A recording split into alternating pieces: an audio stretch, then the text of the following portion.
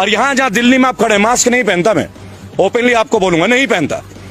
और लगभग 3 करोड़ से ज्यादा लोगों से मिला हूं, वर्क कर रहा हूं कोरोना के ऊपर भी, एक से एक वर्ल्ड के फेमस डॉक्टर्स के साथ, बराबर। अगर है कोरोना तो बंगाल में रैली क्यों हो रही है? अगर था कोरोना तो बिहार में रैली क्यों हो रही है? और अगर अब भी कोरोना है तो तमिलनाडु में क्यों हो रहा है? तब इनके अमित शाह जी मास्क पहनते हैं क्या? अंजना सिंह पहनती है क्या आज तक में? ये रूल हम जैसे सिविलियंस के लिए 2000 रुपए का चालान, गाल पे चाटा नहीं लगता?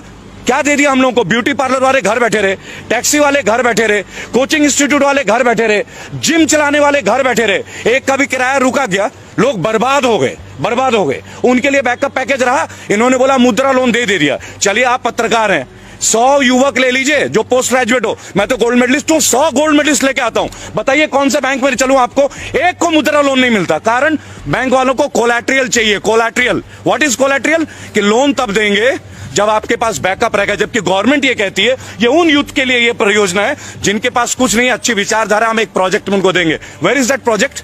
कहां है वो प्रोजेक्ट? इस बात का विवाद है। तो हमारा विवाद नहीं है, हमारा फाइट आपके साथ, बैड गवर्नेंस के साथ। और हम लोग बजाते सबकी हैं, हम लोग कांग्रेस को भी बख्शते नहीं है। मैं आपको बता दूं, अगर राहुल गांधी में ही दम होता, उनमें ही क्वालिटी होती, तो हमें इनको थोड़ी झेलना पड़ता, अच्छे दिन का जुमला थोड़ी सहना होता। उन्होंने भी वही किया, इन्होंने भी यही किया कि जिम्मेदारी राष्ट्र के प्रति निभाएं। क्या आपको लगता है कि जितने भी बैचलर ऑफ जर्नलिज्म करके बच्चे बैठे हैं, क्या उनको जॉब मिल रही है? क्या आप जाके देखिए आज तक में कितनी रिक्रूटमेंट है, इंडिया टीवी में कितनी रिक्रूटमेंट है, एबीपी न्यूज में कितनी रिक्रूटमेंट है, वही रूबिका लियाकत, वही रजत शर्मा सालों से। क्या नेपोटिज्म नहीं है ये सब? वही अर्चना सिंह, क्या ये नेपोटिज्म नहीं है? यानी जो लड़के गोल्ड मेडलिस्ट करके पास होते हैं जर्नलिज्म करके, उन्हें क्यों नहीं मिलती नेशनल मीडिया? मैं भी उनमें से एक हूं। I myself I won the best result in year 2000, I was the best one in my university, CCS university Meerut. मिल गया क्या मुझे? क्यों नहीं मिलता? उसके लिए आप क्या बोलेंगे कि आपने अच्छी मेहनत नहीं की? लेकिन हमें अपने हिस्से का वो जॉब नहीं चाहिए, लेकिन हमें अपने हिस्से का सम्मान तो चाहिए ना। और जो युवक आज डिपेंडेंट है, जिनका परिवार उन पर डिपेंडेंट है, देखिए लोग एमबीए कर रहे हैं, बीटेक कर रहे हैं, लोग पैसे ले रहे हैं, कर्ज ले रहे हैं, माँ बाप जमीनें बेच रहे, कोई जेवर बेच रहा है, बेटियों की शादियां रुक रही है कि पहले पढ़ ले, ये भाई नौकरी में लग जाएगा तो लोन लेके इनकी शादी ब्याह। ये भी एक ट्रेंड है भारत की, ये वास्तविकता है। ये नहीं कि आज मोदी काल में हो गया है, पहले से भी थी। लेकिन ये सबसे निम्न वर्ग का एक रिजल्ट है कि आप लगा लीजिए, हम पहले देश बन गए जिसने तमाम सरकारी एसेट बेचने शुरू कर दिए, और वो भी वो सरकारी एसेट जो प्रॉफिटेबल है। मसलन ONGC, we are in profit, LIC, we are in profit, बराबर। अब ये रेलवेज को बता रहे हैं प्राइवेट और रेलवेज घाटे में। तो मुझे एक बात बता दीजिए, लालू प्रसाद यादव एक करप्टेड नेता, ये इनका कहना, और जेल में होंगे, भाई सजा मिली है, लेकिन 2005 में वो रेलवे मंत्री थे, रेल मंत्री, और 20,000 करोड़ का मुनाफा था एक साल के अंदर। तो क्या पॉलिसी थी वो? और इनके पास तो पूरी स्ट्रैटेजी है। निर्मला सीतारमण जैसी स्पीयर हेड है, स्मृति ईरानी जैसे स्पीयर हेड है, सनी देओल जैसे स्पीयर हेड है, कंगना जी है, अक्षय कुमार है, सुनील शेट्टी भी ताजा ताजा जुड़े हैं इनसे, अजय देवगन भी जुड़े हैं। तो ये क्यों नहीं उसको ग्रोथ में ले आ पा रहे? क्या आप एक बात बताएं, क्या अपने चीजों को प्राइवेट करके हम मजबूत होते हैं क्या? वो कहते हैं सरकारी लोग काम नहीं करते, तो ये तरीका है, आप विभाग ही खत्म कर दोगे। तो एक काम करो, मंत्री भी प्राइवेट कर लेते हैं। आप भी तो सरकार का रिप्रेजेंटेशन कर रहे हो ना, क्यों लेते हो पेंशन? पिछले 6 साल में 3 बार माननीयों की तनख्वाह बढ़ी है। मैंने अभी यशपाल आर्या, जो कि उत्तराखंड के कद्दावर नेता हैं बीजेपी के, मैंने उनसे एक बात पूछा कि भाई साहब, आपके ड्यूटी में जो आईपीएस है ये बेईमान है क्या? ये पुलिस वाला हरामखोर है क्या जो इसको पेंशन नहीं मिलती? आपने ईमानदारी कैसे, कौन सा खड्डा खोदा है जो आपको 3-3 पेंशन मिल रहा है? जब आप पार्षद थे तब 1, एमएलए थे तब 2, एमपी बने 3 और मंत्री बने 4। यानी आईपीएस के लिए जो 10 साल रगड़ रहा है अपना, दिल्ली में आके कोचिंग ले रहा है, घर से पैसे भीख मांग के ला रहा है, वो ईमानदार नहीं है। और आप जो व्हाइट कुर्ता पजामा पहनते हो, आप ईमानदारी का ठंगा लेके, और आपके घर का हर आदमी बीएमडब्ल्यू और फॉर्च्यूनर के नीचे घूमता नहीं है। आप बता दीजिए, मोदी जी के काल में सैलरी बढ़ी नहीं है क्या? क्यों बढ़ी हुई सैलरी? अगर आप ईमानदारी का परिचय देते, घटाइए ना, एनपीएस उन पे भी लागू कीजिए, पेंशन बंद कर दीजिए।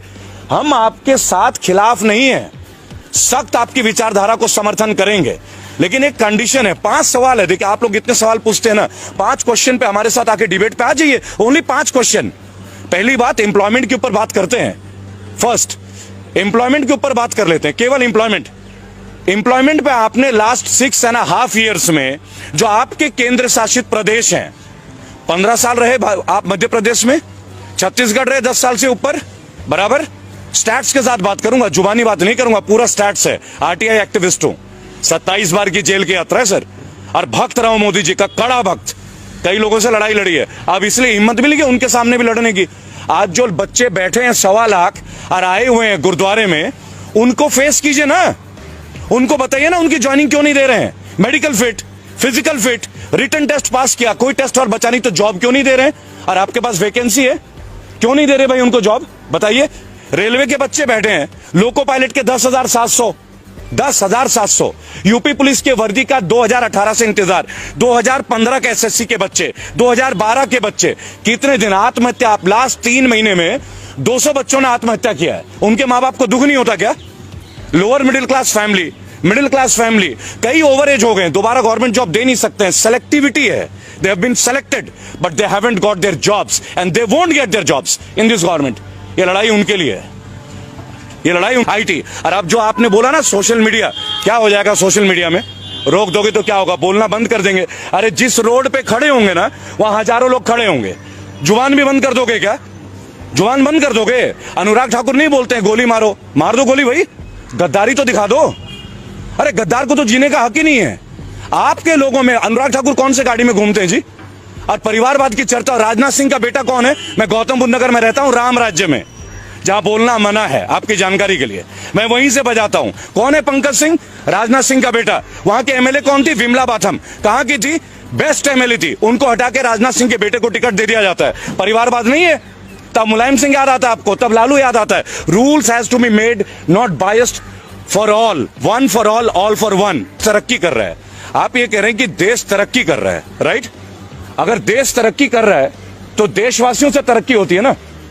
देश का तरक्की क्या होता है? भारत की तरक्की क्या है? भारतीयों की तरक्की होती है, भारत की तरक्की। देखिए मैं एक बात आपको बताना चाहूंगा कि ट्विटर का पर्पस क्या है?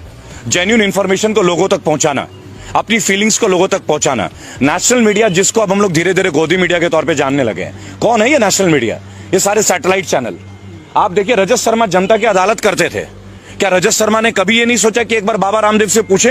ये वही बाबा रामदेव है जिन्होंने कहा था कि 30 रुपए में पेट्रोल मिलना चाहिए? बिल्कुल। ये वही बाबा रामदेव है जिन्होंने बोला था काला धन वापस आना चाहिए? देखिए मोदी जी के हर चीज के खिलाफ नहीं है, कभी भी नहीं है, और व्यक्तिगत तौर पे तो उनके खिलाफ कभी भी नहीं। हम आज भी मोदी जी बोलते हैं, पूज्य नहीं बोलते, माननीय प्रधानमंत्री है। लेकिन अगर आपकी पॉलिसीज हमें तोड़ती हैं, अगर आपकी पॉलिसीज से लोगों का बेरोजगार का स्केल आउट डाउन हो रहा है, तो क्वेश्चंस तो उठेंगे, सवाल तो उठेंगे। और अगर आप में क्षमता है, आपके मंत्री में क्षमता है, तो आप उन सवालों का हमें जवाब दे दें। आप हमें जवाब दे दीजिए, हम संतुष्ट हो जाएंगे। आप हमारे सवालों का जवाब नहीं दे रहे, आप आरटीआई का जवाब नहीं दे रहे। जो आरटीआई, देखिए सबसे बड़ी बात क्या है, हमारे पास एक पावर था, राइट टू इंफॉर्मेशन। मैं खुद एक आरटीआई एक्टिविस्ट हूं। आज आरटीआई के जवाब मुड़ के नहीं आते, क्यों नहीं आते भाई? ये किस तरह का गवर्नेंस है जहां आरटीआई के जवाब हमें नहीं मिलते? आप कैसे जानेंगे कि एसएससी जीडी, ये जो 1.25 लाख लोग हैं, physically fit, medically fit, written test pass, और कोई एग्जाम नहीं है। 3 इयर्स पहले इनका टेस्ट हुआ 2018 में। इसी तरह लोको पायलट के बच्चे इंतजार कर रहे हैं।